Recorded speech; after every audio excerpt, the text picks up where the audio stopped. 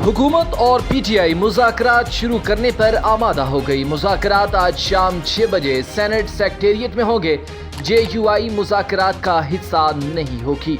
हुकूमत और पीटीआई आज मुज़ाकरात शुरू करने पर आमादा हो गई है। तफसीलात के मुताबिक वज़ीर-ए-आज़म शहबाज शरीफ से अटॉर्नी जनरल ने मुलाकात की।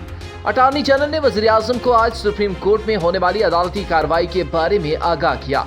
मीडिया ज़राए ने हुकूमती ज़राए का हवाला देते हुए बताया है कि वज़ीर-ए-आज़म शहबाज शरीफ आज मुज़ाकरात शुरू करने पर आमादा हो गए हैं। अटॉर्नी जनरल और वज़ीर-ए-आज़म की मुलाकात के बाद वज़ीर कानून आज़म नज़ीर तारड़ और पीटीआई सेनेटर अली ज़फ़र के दरमियान मुज़ाकरात के लिए राब्ता हुआ।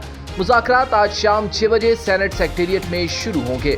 पीटीआई की तरफ से शाह महमूद कुरैशी, फवाद चौधरी और बैरिस्टर अली ज़फ़र मुज़ाकरात में शरीक होंगे। ताहम हुक्मरान इत्तेहाद की तरफ से मुज़ाकरात के लिए नाम सामने नहीं आए।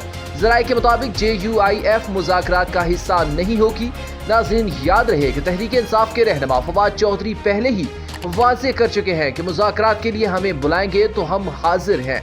उन्होंने मुल्क भर में एक साथ इंतखाबात से मुताल्लिक केस की समाअत के बाद सुप्रीम कोर्ट के बाहर मीडिया से गुफ्तगू करते हुए बताया कि आइन में इंतखाबात 90 रोज में कराने की मुद्दत तय है। सुप्रीम कोर्ट के हुक्म पर आज मुज़ाकरात होते हैं तो खैर मकदम करेंगे।